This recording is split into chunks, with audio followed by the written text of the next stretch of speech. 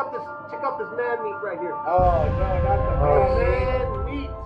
Welcome back to another strange and mysterious podcast. Of course, I'm one of your hosts, G. Introduce yourself, sir. Define 999. The one, the only. The one and the only. It's not define 1,000. It's not define 998. It is define 999. That's true. Hey, you'll never find another 99 like this guy right over here. You won't find another 999, baby. Never. All right. So, did you ever watch Ghost Adventures at all? Of course I did. Who didn't? You watched it? Yeah. So for today's episode, I thought we'd take it back to the old school and do top 10 Ghost Adventures. What you think? I like it. Let's do it. But I want to see violence. Anarchy. I choose violence. And I want to see supernatural spirit freaking poltergeist action on living, breathing humans. That's what I want, bro. You want that bitch slap. That's what you want. I want wounds on the body. I want horrible nightmares that don't go away. I want it all, bro. Somebody watched The Faces of Death growing up. We just had Traces of Death. All right, let me share. All right, let's see what we got.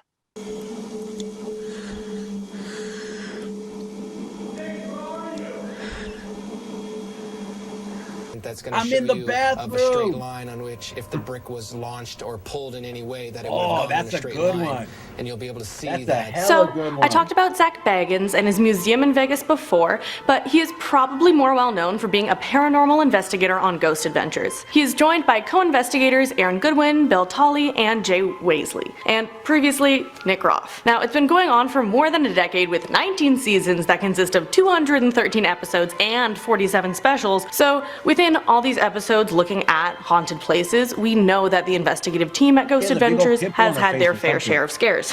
So, Hello Most Amazing Fam, my name is Abby, and today I'm bringing you the top 10 scariest moments on Ghost Adventures. And stick around to the end where I'll be replying to some of our comments on our last Zach Bagans video. So now, let's start with number 10, The Demon in Loftus Hall. Now, this was from the Celtic Demons episode, aka the 2-hour Halloween special of season 10. A lot happened in this episode, but the most intense moment came right after the lights were turned off in Loftus Hall. So, at that moment, Zach started yelling and said later it was because it was due to losing a sense of self-control. He said he saw strange visions, and this whole thing shook him up for the next little bit. In Loftus Hall, there was also an apparition spotted on top of Zach that drained him of energy to the point that he vacated the premises and threw up. So, a lot going on. I know, it sounds to me like he had some fun with that ghost. Baggins, he had a ghost bitch. Hey, he had look who decided to pop in. What's going on, motherfuckers? What's up? How are you, man? We just started. You're good. Yeah. You got in on the very first one. Cool. I just finished my oil change. It took a little bit longer than I expected. All right. Y'all's ready? I'm ready. All right, let's go. On there, and I feel sorry for Zach because he had to go through a lot on that one. But let's go on and move on to number 9, The Restless Spirits. In the 6th episode of season 1, they go to a former psychiatric hospital. While they are there, towards the end, they catch an orb of some kind going into Nick's head, and Nick says he feels like he was slapped on the face, right on his right cheek, and everyone was shocked when they see a red handprint on his cheek as if a spirit had touched him. So that's a— Hey, who slapped me in my cheek, motherfuckers? Give a brother a warning. God damn it. Yeah, he literally got bitch slapped by a ghost. Yeah. See, but that's what I'm looking for. I'm looking for violence. Hey, in that episode, he's like, wait a second, who just grabbed my ass? That's not a ghost. I could spend my time in the afterlife just depantsing random paranormal investigators. I don't know about you guys, but and they'd be like, be great. I don't know what it is, but this house, everybody gets the pants. I don't know what. Yeah, this ghost just really digs people's genital areas. No, but I just think me and Sammy were saying it would be funny because people are expecting like scary stuff, not funny stuff. Mm-hmm. So So if you walk, you're all scared, your little the little voice box, it'd be awesome that you pat someone and they go, "Got you, bitch," or got him, got him, or just funny stuff would be. I think it'd be hilarious. Hey, one day if I ever hear about a depensing at a haunted house, I'll know it's you. All right, let's continue. Moment where going around former psychiatric hospitals kind of shows you it's a risk to take. But let's go on to number 8, Route 666 Possessions. So this was a Halloween special from season 13, and with number 13 being their season number and it's 13, they had to go all out and go to the road with the mark of the devil, 666. So the crew's energy is off from time to time, with the members experiencing a lot of strange activity in this episode. There are whirlwinds of cold air, right? Billy is seeing things in threes, and there's random touching from non-seen beings and a whole bunch of other stuff. Now the worst of it happened to Ashley. She goes through extreme aggression in what could have been a possession, and it continues throughout. She sees an orb in front of her come to and then disappear, and all in all, the dark attachment on her becomes too much for her to even. It's such a funny picture. It's like, did you eat my chocolate? I'm talking to you. No, I didn't. She looks like she actually ate the chocolate. Look. She's like, oh shit, he busted me. Did you eat my chocolate? Answer me. She likes chocolate. Oh shit. Alabama black snake. Oh my gosh. What movie is that from? Full Metal Jacket? Is that Full Metal Jacket? Yeah, Full Metal Jacket. Not him. He's too big. Too big. Not for him. Funny. I hadn't thought about that movie in ages. Good movie. Good movie. Yeah. Heck yeah. All right, let's continue. After Zach's chastising for his chocolate. Bear, and after the investigation, she just quits the show. So let's go on to number 7, Letchworth Village. So the group isn't getting too much in this episode until they get a good shot of a dark figure moving behind some exposed studs. You can tell it isn't one of their shadows because the 3 investigators in this episode are all together in this moment. Plus, there's a section of a wall in front of the studs where you can see Nick's unmoving shadow, so playing with the shadows and lights at that time is out of the question. It's the first thing they see in this place, but it isn't the scariest part. Later on, Nick gets pushed out of a room after hearing a female voice say, "Please help." He freaks out a bit, yelling that he felt a push on his back, and then they keep hearing more screams, and honestly, this video gives me the chills with how much is going on. But let's not wait and move on to number 6, The Apparition. Hey, what if they're in the place and they're actually just doing this? Is that a ghost? I hear a barking dog. Oh bullshit. They're doing shadow puppets. It's a shadow puppet. It's a shadow man. Oh my god. That's hilarious. This oh man. Ah, come on. This isn't part of the show. This one was from their original documentary that was called Ghost Adventures before the actual show. And it's the moment they caught an apparition on camera. They were in Virginia City, Nevada at Washoe Club trying to get evidence of the paranormal. They caught it on infrared camera. So Zach was trying to catch EVPs, or electronic voice phenomenons, on a recording device and walks to one side of the room. Mere moments later, a full body apparition passes through the room in the same direction, kind of along the same path. And it's kind of whack to see. It kind of looks like someone casually strolling through the room, and it's a similar height to Zach. It looks like it just has its hand in its pockets, at least to me. Kind of like it's heading over to say hi to Zach. But another thing to say is it's see-through, and obviously you can't say for sure it's a ghost, but as something that passed by and isn't totally opaque, it kind of gives evidence that it might be something. Who uses the word opaque on a daily basis? That's the strange and mysterious phrase. Right? I do. Yeah, we use it on a daily basis. We use it at work too. We use it at work because I'm a designer. So when I'm talking about messing with transparencies, opaque, transparent. Let's pull that back 30%. Let's go full opaque. Shit like that. So because it's part of what do you call it? What's the thing you use? Adobe? Not Adobe. Photoshop. There you go. Yeah, because you adjust. Because you adjust opacity. Oh, nice. Yeah.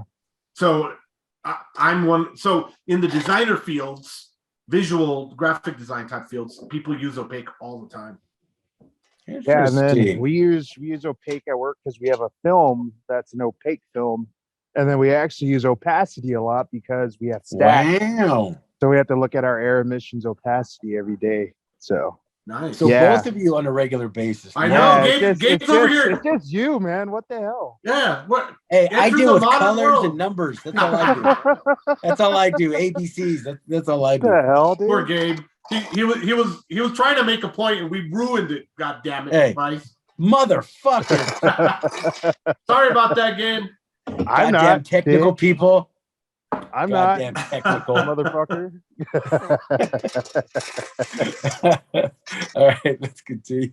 Something out of this world. So let's move on to number 5. We have the bridge. Our number 5 is from season 3, episode 3, Poveglia Island. So the Italian government has made it now illegal to set foot on that island because of the amount of bad paranormal experiences that have happened there. So in this instance, this moment, there was a tripod set up on a bridge in front of a field where many plagued people had died. The team caught a movement and some sound, and something was heard running to the bridge and across it. And on its way across, it knocked over a heavy infrared LED light panel. You can hear a buildup of a pitter-patter on the footsteps before the light is knocked over. They think, or thought at the time, it could be a plague victim that was running from the doctor's mask that Zach was wearing at the time. But let's move on to number 4, Upper Sweetland Curse trailer happening. Why would he wear... I don't know. I guess to try to intimidate them? He was wearing a doctor's mask to intimidate them? Yeah, like that island, Poveglia Island, is super haunted, right? Because they used to take a lot of the sick over there. And back in the day, remember they used to wear that, what looked like a bird?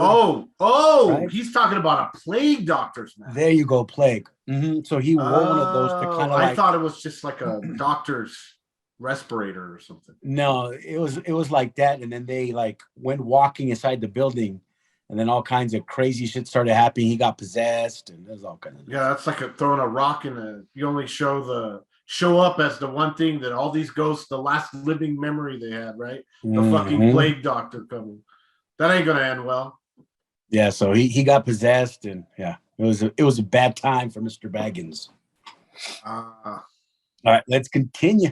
Trailer happenings. So in this one of the scariest episodes, a lot of people say, there is a weird noise caught in the kitchen of the trailer, and then there's a dark entity seen in the backyard. But honestly, there's no shortage of strange happenings in this 8th episode of season 14, but the scary moment I want to talk about is when 2 figures show up on the SLS camera. This is a good one too. This was in Fruitland, New Mexico. What? And yeah, what's cool about this one is that there's a little kid ghost running out of the ground like away. Watch, I hope they show it. This one's a really good one. Where the one has no head, which is the one. Mexico? It's up by Gallup and Farmington in that area. Oh, so it's in the Four Corners area? Okay. Fruitland. Gotcha. They take to be the faceless boy that the owners of the property were talking about. And then there's another one that shows up after. The headless one is bending both of its knees, and Zach says it seems to be that they are guarding the back of the trailer. All of this makes sense when later in the episode, Aaron is in the back of the trailer, and at that point he hears banging on the trailer similar to what he heard earlier in the car. Obviously, at that moment, he's shaken and runs out because of all of the stuff that has led up to them kind of realizing the entities are either guarding or within that section of the trailer. But let's move on to number 3, Dolls Laughing. So during the Island of Dolls episode, which was season 10, episode 4, those dolls were just creepy. Like Mexico, the creepiest moment during this episode was when Zach and Aaron were in the doll room. First, Zach was about to take out Harold the doll in the room when Zach suddenly ran out, cats could be heard fighting, and a doll laughs. Then later, they are touching the dolls to investigate them, and they hear screams in the distance. A man named Pedro, who had been there before and was moderately familiar with the area, said he had never heard laughter like that from the dolls on the island. And then later in the episode, they're checking the backs of the dolls just to see if there are any mechanical components, and in the one they see, there's wires but attached to nothing. So they don't know where the laughs came from, and it was a very creepy moment, at least for me. But let's go on to number 2, Scratches at Bobby Mackey's. So this...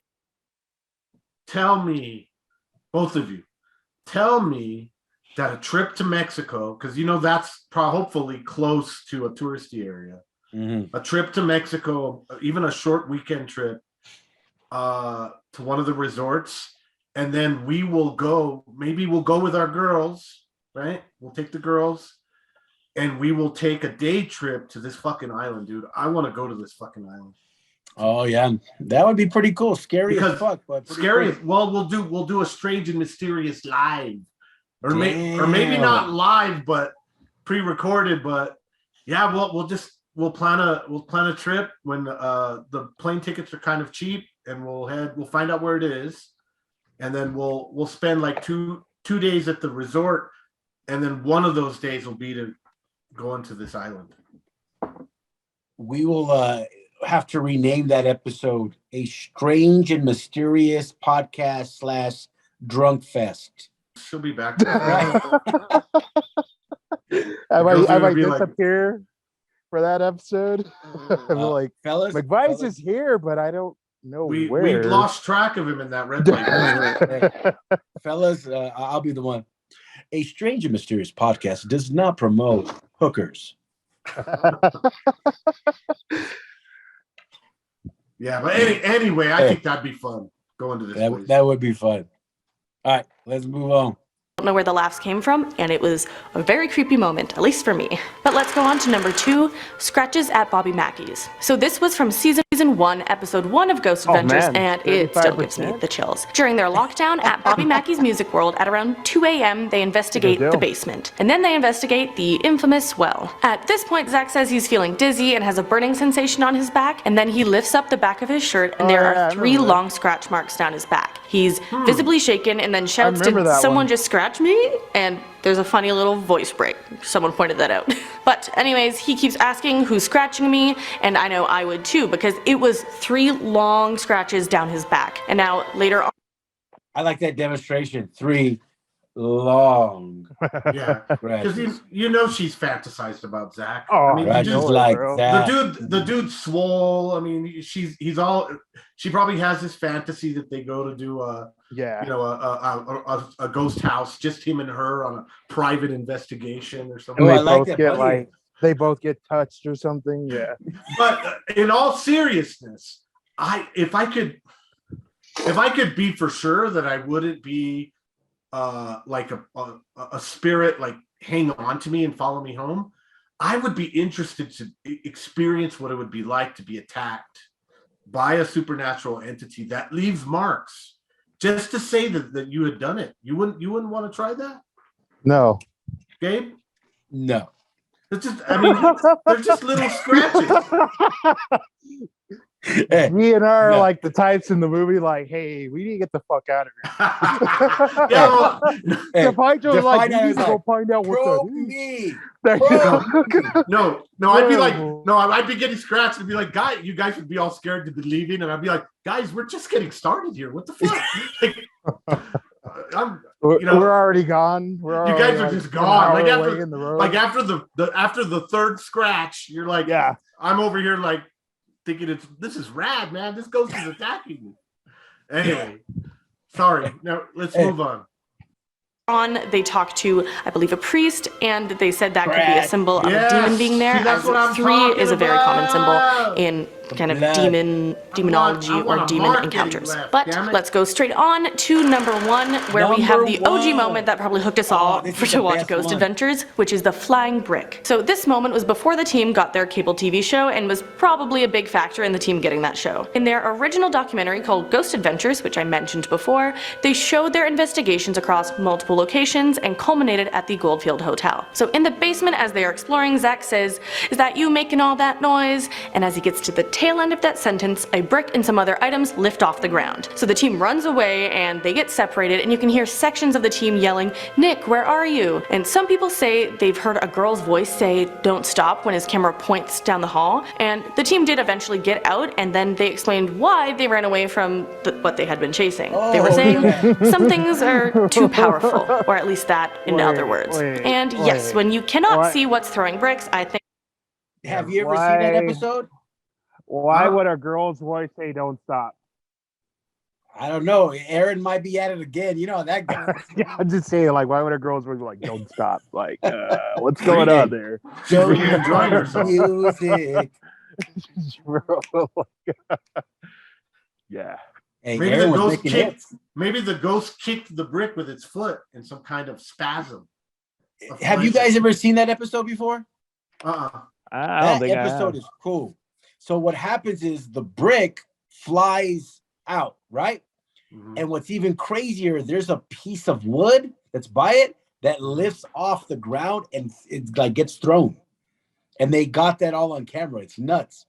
All right, let's see. Items lift off the ground. So the team runs away and they get separated in the team getting that show. In their original documentary called Ghost Adventures, which I mentioned before, they showed their investigations across multiple locations and culminated at the Goldfield Hotel. So in the basement as they are exploring, Zach says, "Is that you making all that noise?" And as he gets to the tail end of that sentence, a brick and some other items lift off the ground. So the team runs away and they get separated, and you can hear sections of the team yelling, "Nick, where are you?" And some people say they've heard a girl's voice say, "Don't stop," when his camera points down the hall. And the team did eventually get out, and then they explained why they ran away from what they had been chasing. They were saying some things are too powerful, or at least that in other words. And yes, when you cannot see what's throwing bricks, I think it's time to know you should get out of there. And alright, that is the top 10 scariest moments on Ghost Adventures, and let me know if there are others out there that scared you even more. And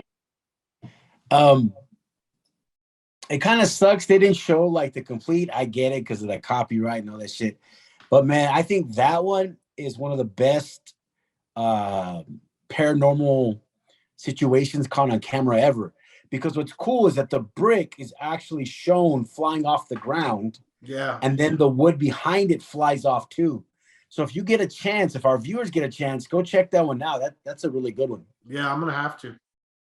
Yeah, that one's really cool. That sounds neat. All right. So any last words, gentlemen? McVice? Fuck it. Hey, you're not in the corner, are you? No one puts McVice in the corner. Yeah, I don't know, man. Speaking of catching, I mean, I was gonna say, like we kind of always say with a lot of these videos, if you can capture something, go for it. And I was gonna say, I actually took a picture of something in the sky on what was it? Wednesday or Thursday? Thursday at work. I was outside on a smoke break and I saw, I just saw this white speck appear in the sky. And at first I was like, okay, maybe that's a weather balloon because I have seen weather balloons before, but it wasn't moving. It didn't move at all. It was stationary. I mean, it didn't even like budge, So the wind moves weather balloons around, This thing did not move at all. And it was there for like 20 minutes. So I grabbed any coworker who was nearby who came outside. I was like, hey, look up at that. And I was like, what do you guys think that is? And I was like, I don't know. And with your naked eye, it's real hard to tell exactly what it is. I really wish I had a set of binoculars on me or a digital monocular so I could have zoomed in and then taken a picture. I did take some pictures of it. However, I'm zoomed in and I processed it the best I could. I mean, I don't know what we're looking at, honestly, So I would say is it just like a spot, basically? It's an object, man, whatever it was, Hey, let's post it. Maybe somebody has seen it or saw something similar. Okay. Oh, I'm sure they have, Send it and we'll put it up on A Strange and Mysterious Podcast. Yeah, you can share a file, right, Gabe? And you can show it. Yeah. I sure can. That's for all of our sky watchers out there, all of our strangers, all of our strangers who are sky watchers. I like that one, sky watchers. Send in your strange unidentified flying objects, But please, nothing in the corner, nothing that says don't stop. That's the wrong channel. That's McVice's other channel. That's not our channel. Yeah, send all that stuff to my channel. Hey, it needs to be investigated right away. Yeah, right away. All right. Define 999 with ghosts. Final words. Not all ghosts can be judged by their cover. Some you can't see and some you can. Like this little guy, right? You can kind of judge him by his Look at that guy.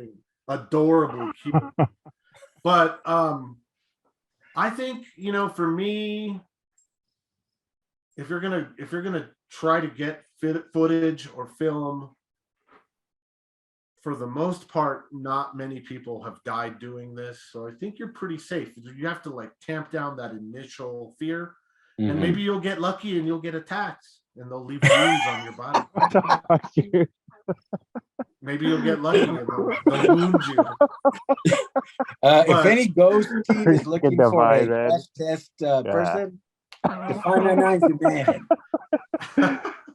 Obviously, Define is into abuse and stuff like that. No, I'm just playing. I mean, being abused. I'm sorry. Yeah. But just remember, not many people have died. Maybe there's been I bet a very small percentage, can we really say, have died as a result of the supernatural. So what that means is grab those balls, grab those ovaries, whatever you got, and capture that footage. Capture that footage. And have a safe word. For the ghost. Hey, and one that you can remember. Hey, what's our safe word? Snuffleupagus. Yeah. Shit. Yeah. I don't remember it. Anyway, Gabe. And you? All right, final word. I think that October, right, is a very important month to us, especially the 31st. And so just in the future, maybe a strange and mysterious podcast crew and guests maybe can go out and go check out some more haunted places around this state of New Mexico. What do y'all think? I think that sounds cool. There's got to be some stuff around. Well, we know there's stuff in Vegas. I mean, I'd be down, but not on the 31st, not on that day. Not too close to the actual Halloween day. Yeah. Yeah, exactly. maybe like, something like a weekend before or something like that. But maybe we can go do a live broadcast. Yeah, because one thing the viewers may not know about McVice is he doesn't celebrate holidays anymore. So. Dun, dun, dun. Yeah. Well, around that time, maybe. Yeah, definitely in the month of October, and maybe as long as it's not on that day. I mean, we're not. Yeah, I mean, we could do that shit because it's the Halloween month, right? There might be a pumpkin spice latte for some of our guests. Well, you know what? G, that may not be a bad thing because those are those are beverages that are associated with a certain demographic. We aren't going to touch on that. Yeah, no, we're not going to get into that right now. Shit, man, I think it'd be cool. But there's a lot of opacity, or what did you call it? Opacity with that group. Gabe, I think it'd be cool if we just maybe hung out in my brother's man cave and just shot live video for the channel. That's true. And we can talk paranormal, supernatural. The viewers can maybe wondering of what Benji the Red Devil has been up to. That's true. We might even just be able to do a kickback at Benji's man cave. I'll talk to him about it. Yeah, let us know. Go super old school. Yeah, totally. All right. Well, that's been our episode. We'll catch you on the flip side. Later, fellas. Peace. Bye. Peace. Bye. Bye. Bye. Check out this man meat right here. Oh no, not the man meat. Check out this man meat right here. Oh no, not the